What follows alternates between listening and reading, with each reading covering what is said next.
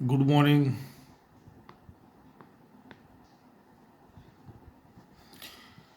Last time આપણે આવર્તન વિશે ભણ્યા હતા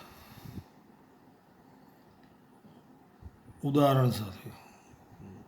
5 પ્રકાર થયા આવર્તનના: પ્રકાશાનુવર્તન, ભૂઆવર્તન, જલાવર્તન, રસાયણાવર્તન અને સ્પર્શાવર્તન. બરાબર. વનસ્પતિની અંદર ચેતાતંત્ર હોતું નથી, છતાં એના અંગોમાં ઉત્તેજના અને અનુરૂપ પ્રતિચાર થતો હોય છે. તો એની અંદર ચેતાતંત્ર નથી, સ્નાયુ પેશી નથી, તો આ ક્રિયા કરે છે કોણ? તો એના માટે જવાબદાર છે અંતઃસ્ત્રાવ. હવે પછીનો પ્રશ્ન છે, વનસ્પતિ અંતઃસ્ત્રાવ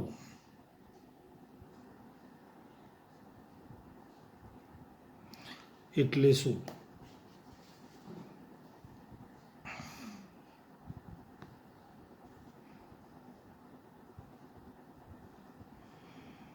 વનસ્પતિ અંતઃસ્ત્રાવ એટલે વનસ્પતિ દ્વારા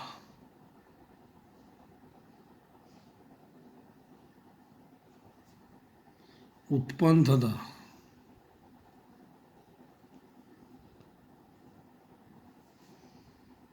રાસાયણિક સંયોજનો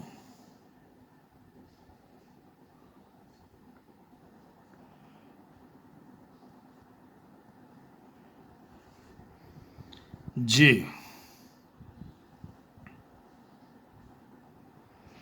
વૃદ્ધિ, વિકાસ અને પર્યાવરણ પ્રત્યે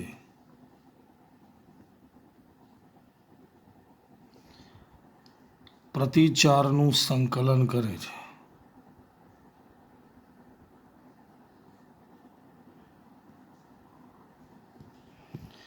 વનસ્પતિ અંતઃસ્ત્રાવ એટલે વનસ્પતિ દ્વારા જ ઉત્પન્ન થતા એવા રાસાયણિક સંયોજનો જે વનસ્પતિની વૃદ્ધિ, વિકાસ અને પર્યાવરણ સામે કરવા પડતા પ્રતિચારનું સંકલન કરે છે. હવે આપણે જોઈએ કે અંતઃસ્ત્રાવી સંકલન કેવી રીતે થાય છે. એના પછીનો ક્વેશ્ચન શું છે? અંતઃસ્ત્રાવી સંકલન સમજાવો.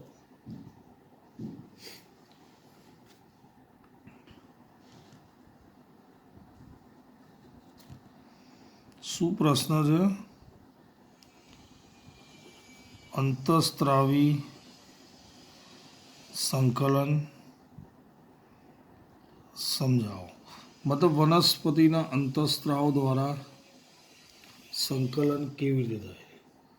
તો કે પ્રાણી શરીરના દરેક કોષો સુધી ઉર્મિવેગ પહોંચી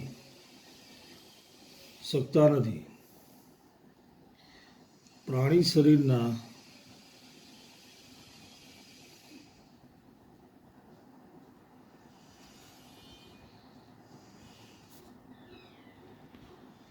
દરેક કોષો સુધી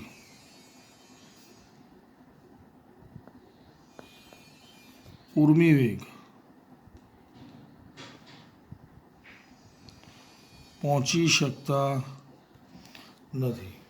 હવે આ આગળ શીખીએ એના પહેલાં એક વસ્તુ યાદ રાખીશું. પ્રાણીઓના શરીરમાં પણ અંતઃસ્ત્રાવ ઉત્પન્ન થાય છે. વનસ્પતિમાં ફક્ત અંતઃસ્ત્રાવ ઉત્પન્ન થાય છે. પ્રાણીઓના શરીરમાં અંતઃસ્ત્રાવ ઉત્પન્ન થાય છે અને ગ્રંથિઓ પણ રહેલી છે. જે વનસ્પતિના શરીરમાં ગ્રંથિઓ હોતી નથી.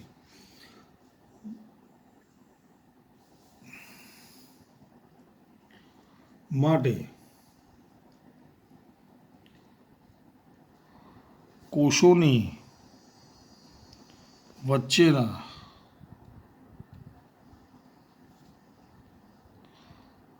સંદેશા વ્યવહારમાં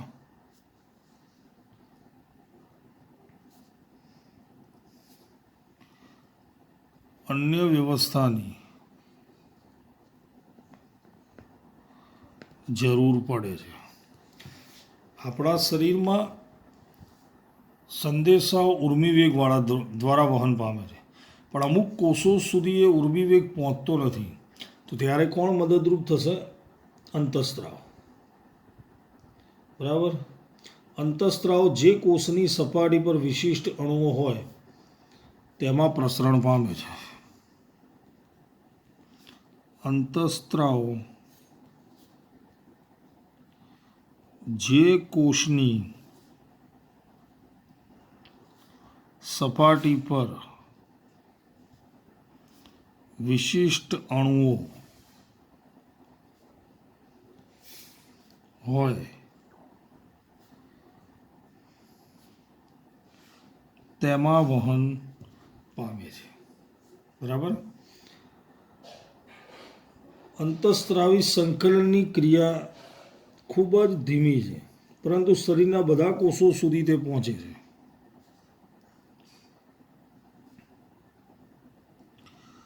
આ ક્રિયા ખૂબ જ ધીમી છે, પરંતુ શરીરના બધા કોષો સુધી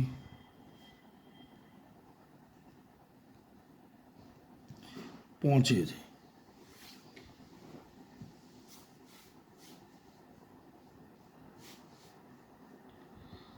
વનસ્પતિ અને પ્રાણી બંનેમાં અસરકારક હોય છે.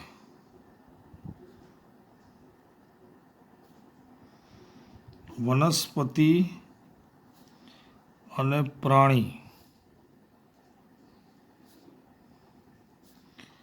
બંનેમાં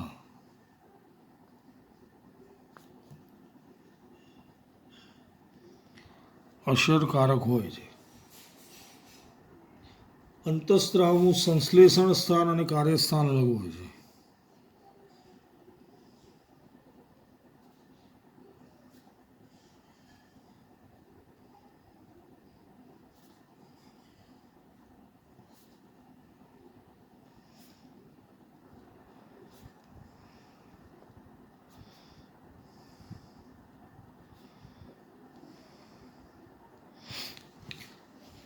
જો પહેલાં શું લખ્યું? પ્રાણી શરીરના દરેક કોષો સુધી ઉર્મિ પહોંચી શકતા નથી, માટે સંદેશા વ્યવહાર માટે અન્ય વ્યવસ્થાની જરૂર હોય છે. અંતઃસ્ત્રાવ જે કોષની સપાટી પર વિશિષ્ટ અણુઓ હોય તેમાં વહન પામે છે. આ ક્રિયા ખૂબ જ ધીમી છે, પરંતુ શરીરના બધા કોષોને સાંકળે છે.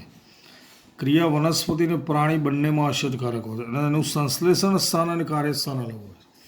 મતલબ જે જગ્યાએ એ ઉત્પન્ન થાય છે તે જગ્યાએ અંતઃસ્ત્રાવ ઉત્પન્ન થાય છે તે જગ્યાએ કાર્ય કરતા નથી. કાર્ય કરવા માટે અંતઃસ્ત્રાવ બીજા અંગમાં જતા હોય છે. સમજ પડી? ધારો કે ગળામાં ઉત્પન્ન થતું હોય તો એનું કાર્ય આંતરડામાં હોય, બીજા કોઈ બી અંગમાં હોય. જે જગ્યાએથી ઉત્પન્ન થાય એ જગ્યાએ કાર્ય કરતા નથી. ખ્યાલ? ચલો હવે આપણે વાત કરીએ વનસ્પતિ અંતઃસ્ત્રાવ.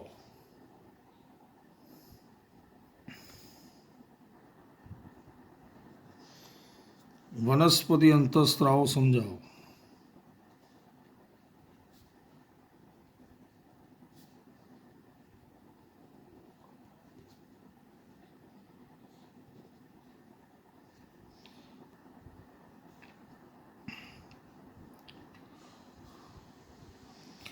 વનસ્પતિ અંતઃસ્ત્રાવ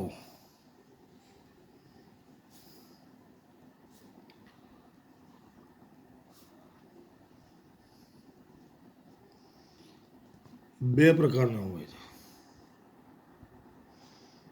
એક વૃદ્ધિ પ્રેરક અંતઃસ્ત્રાવ.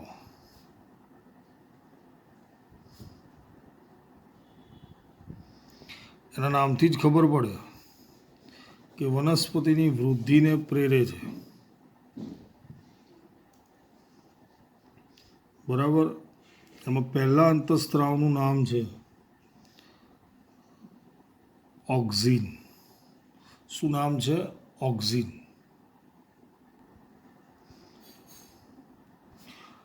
તે પ્રરોહના અગ્રભાગે સંશ્લેષિત થાય છે. પ્રરોહ એટલે પ્રકાંડની ટોચ પર એ સંશ્લેષિત પામે છે.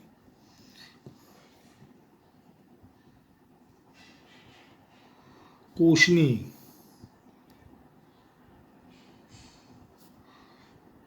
લંબાઈમાં વૃદ્ધિ પ્રેરે છે.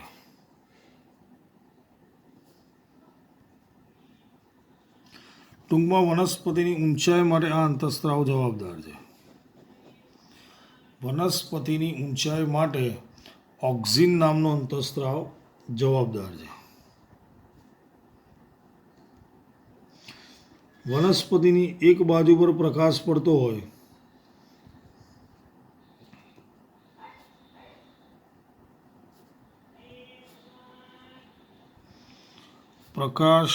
હોય ત્યારે ઓક્ઝિન પ્રકાશ ન પડતો હોય તે બાજુ પ્રસરણ પામે છે.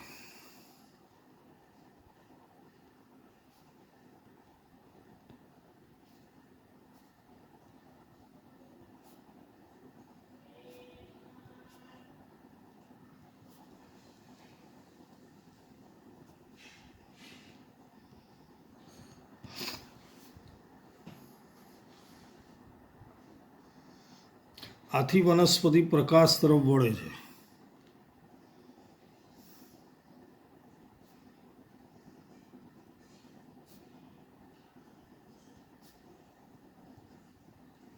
અને વનસ્પતિ પ્રકાશ તરફ વળે અને કયું આવર્તન કહીએ છીએ? પ્રકાશ આવર્તન.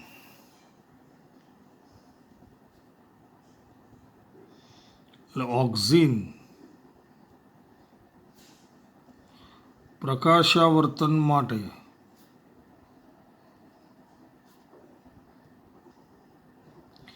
જવાબદાર છે.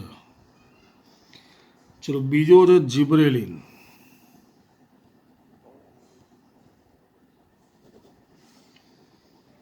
તે પ્રકાંડની વૃદ્ધિમાં મદદરૂપ થાય છે.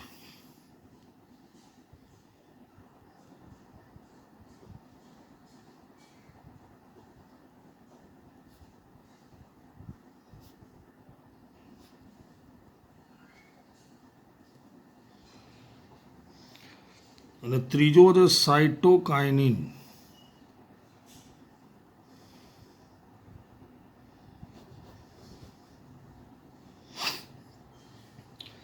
ઝડપી કોષ વિભાજન થતું હોય તેવા વિસ્તારોમાં કુદરતી રીતે તેનું સંશ્લેષણ વધારે છે. ફળ અને બીજમાં તેની સાંદ્રતા વધારે હોય છે. વનસ્પતિના જે ભાગમાં ઝડપી કોષ વિભાજન થતું હોય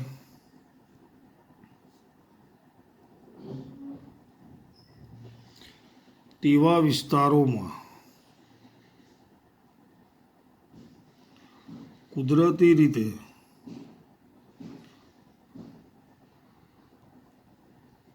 તેનું સંશ્લેષણ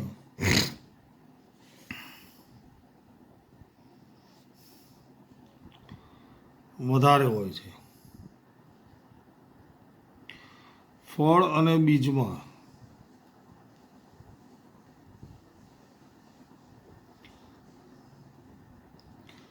તેની સાંદ્રતા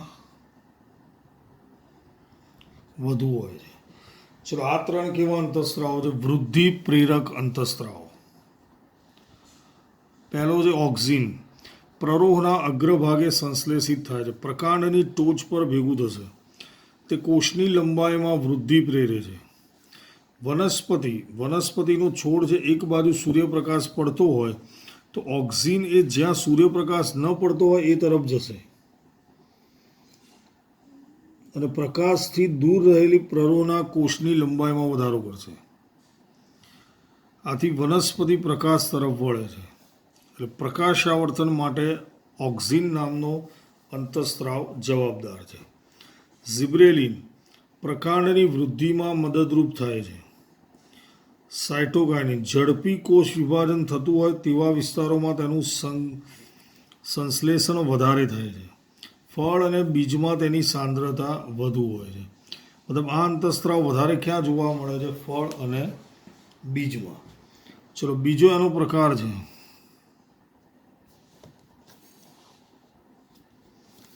વૃદ્ધિ અવરોધક અંતઃસ્ત્રાવ.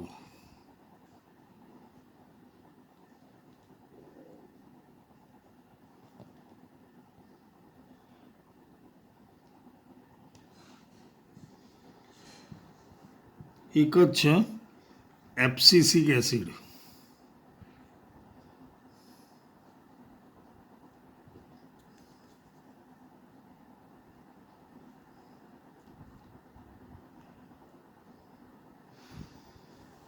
તે વનસ્પતિની વૃદ્ધિને અવરોધે છે.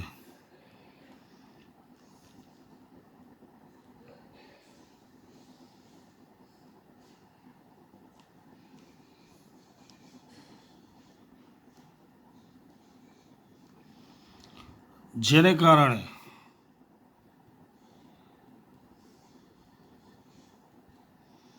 પર્ણો ખરી પડે છે. ફળ પાકીને નીચે પડી જાય તો એના માટે જવાબદાર અંતઃસ્ત્રાવ વૃદ્ધિ અવરોધક કહેવાય. વનસ્પતિ પર નવા ફૂલ ઉગે એના માટે જવાબદાર વૃદ્ધિ પ્રેરક કહેવાશે. વનસ્પતિ પર નવા ફળ ઉગે વૃદ્ધિ પ્રેરક. નવા પર્ણ ઉગે વૃદ્ધિ પ્રેરક. પર્ણ ખરી પડે વૃદ્ધિ અવરોધક. ખ્યાલ જેનાથી વનસ્પતિની વૃદ્ધિ અવરોધાય એ અવરોધક. અને નવા ફળ ફૂલ બીજ ઉગે તો એ બધા પ્રેરક. ખ્યાલ ગયો? ચલો હવે મનુષ્યમાં જોવા મળતી ગ્રંથિઓ.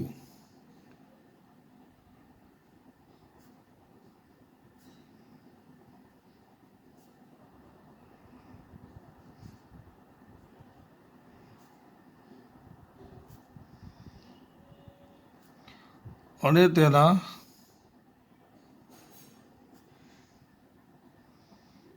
અંતઃસ્ત્રાવ તેમજ તેમના કાર્યો.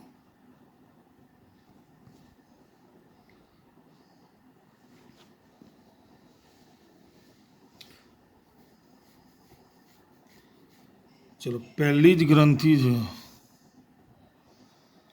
પિટ્યુટરી.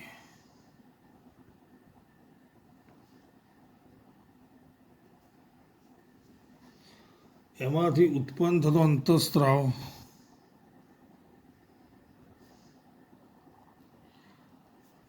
વૃદ્ધિ અંતઃસ્ત્રાવ.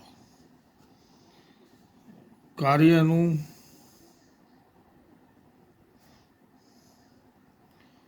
બધા અંગોની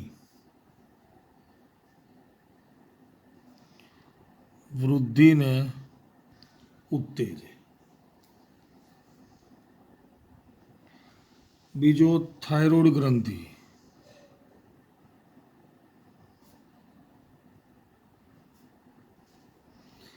એના અંતઃસ્ત્રાવનું નામ છે થાઇરોક્સિન.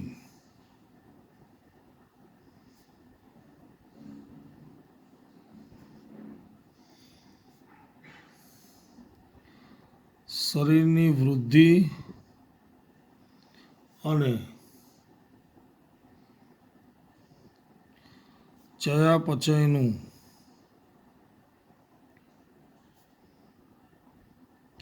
નિયમન કરે.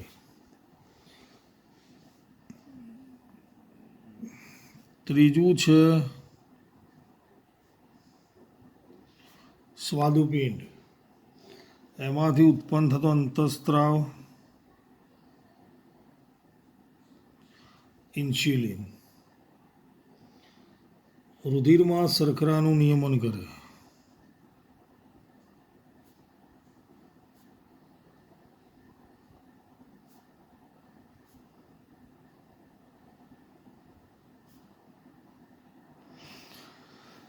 બ્લેક પેનથી લખ્યું એ ગ્રંથિનું નામ છે. આ એમાંથી ઉત્પન્ન થતો અંતઃસ્ત્રાવ અને આ એનું કાર્ય છે.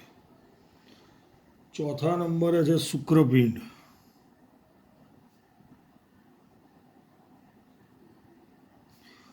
જે ફક્ત પુરુષો એટલે નરની અંદર જોવા મળે.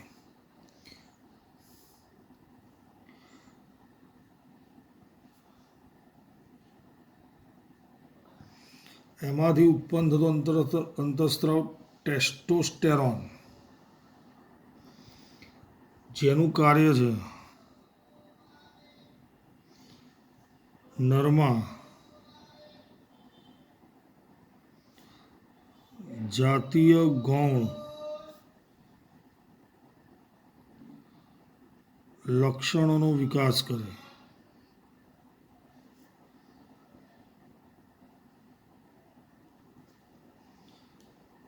પાંચમું છે અંડપિંડ.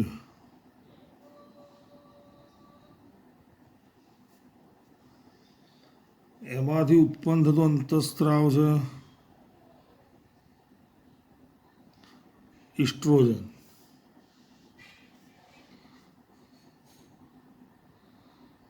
માદા પ્રજનન અંગો નો વિકાસ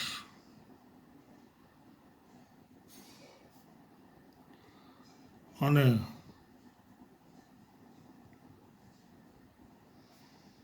માસિક ચક્રનું નિયમન.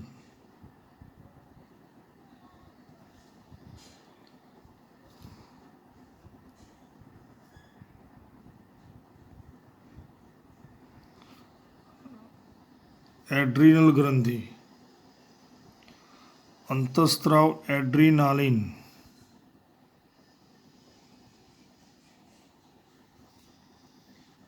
લડોયા ભાગોની સ્થિતિ માટે તૈયાર કરે. શરીરને લડોયા ભાગોની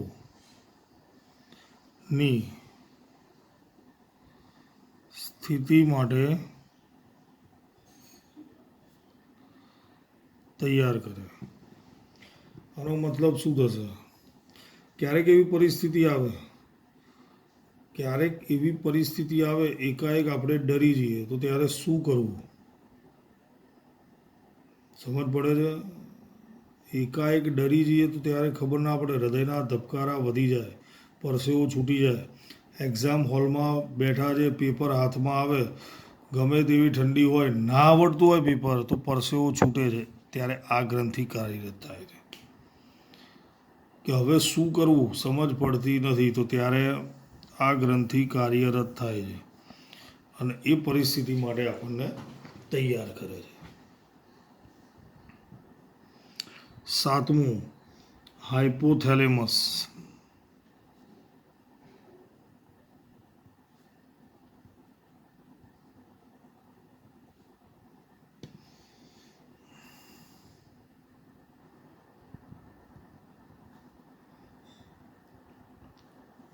releasing hormones.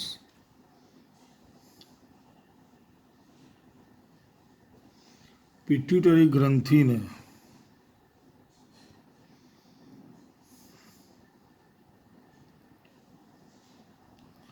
અંતઃસ્ત્રાવ મુક્ત કરવા માટે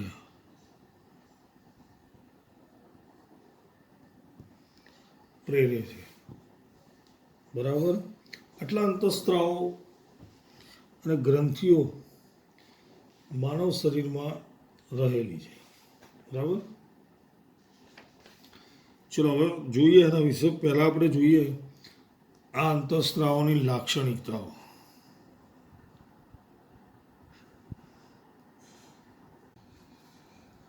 ચલો એના પછીનો પ્રશ્ન છે પ્રાણી અંતઃસ્ત્રાવોની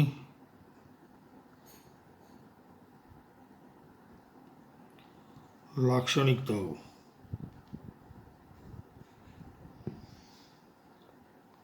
તે ચોક્કસ અંતઃસ્ત્રાવી ગ્રંથિમાંથી ઉત્પન્ન થતા ચોક્કસ રાસાયણિક સંયોજનો છે.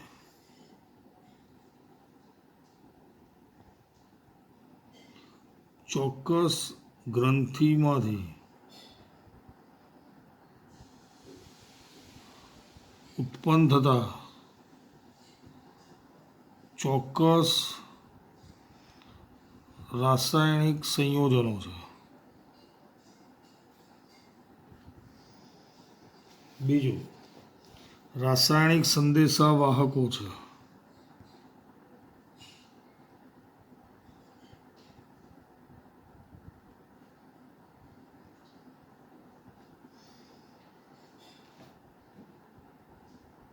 તે ચોક્કસ પેશી કે અંગો પર તેની અસર દર્શાવે છે.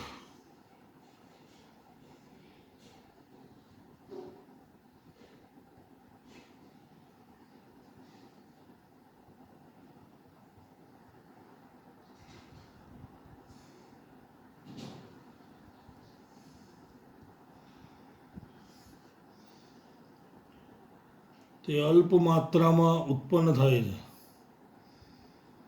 તેની ઓછી કે વધુ માત્રા ખામી સર્જે છે. તેની ઓછી કે વધુ માત્રાથી ખામી સર્જાય છે અને રુધિર દ્વારા વહન પામે છે.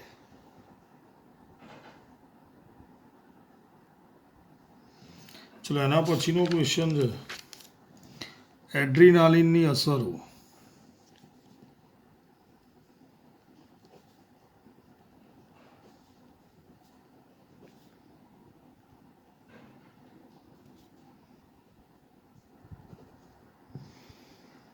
હૃદયના ધબકારા વધે છે. હૃદયના ધબકારા વધે છે. મેં હમણાં કીધું હતું એડ્રીનાલિન એડ્રીનલ ગ્રંથિમાંથી ઉત્પન્ન થતો અંતઃસ્ત્રાવ છે. લડો યા ભાગો આવી વૃત્તિ ધરાવે છે.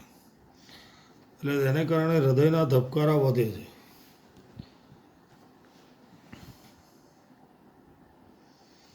બરાબર. સ્નાયુને વધારે ઓક્સિજનનો પુરવઠો મળે છે.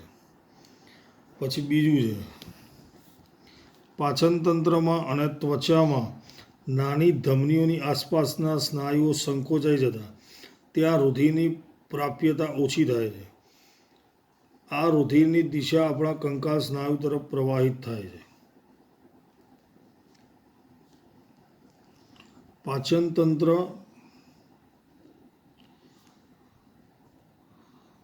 અને ત્વચામાં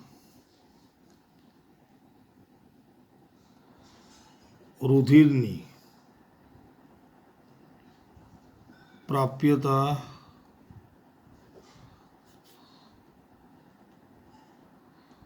ઓછી થાય છે. ત્રીજું, ઉરોદર પટલ અને પાંસળિયાના સ્નાયુનું સંકોચન થવાથી શ્વસન દર વધે છે. ટૂંકમાં શ્વસન દર વધે છે. આ શેની અસરો છે? એડ્રીનાલિન અંતઃસ્ત્રાવની. એવી રીતે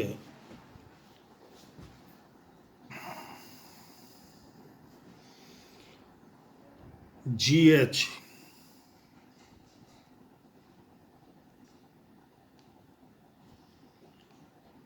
ગ્રોથ હોર્મોનની અસરો.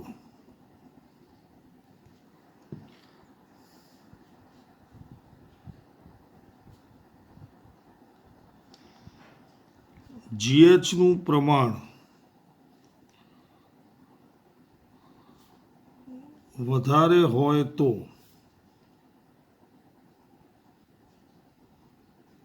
વિરાટ કાયદા. GHનું પ્રમાણ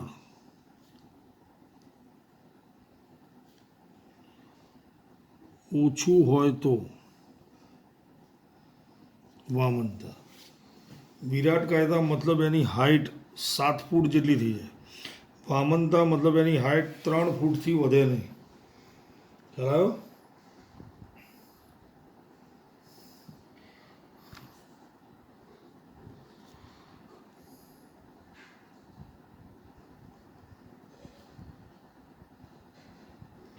થાઇરોઇડ ગ્રંથિમાંથી ઉત્પન્ન થતા થાઇરોક્સિનની અસરો.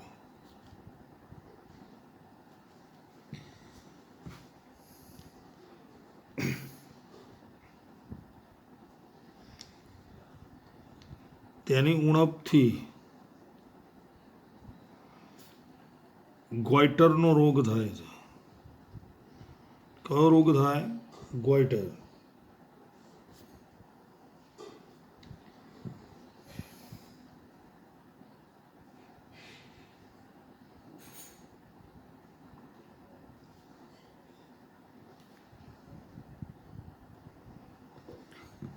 ઇન્સ્યુલિનની અસરો.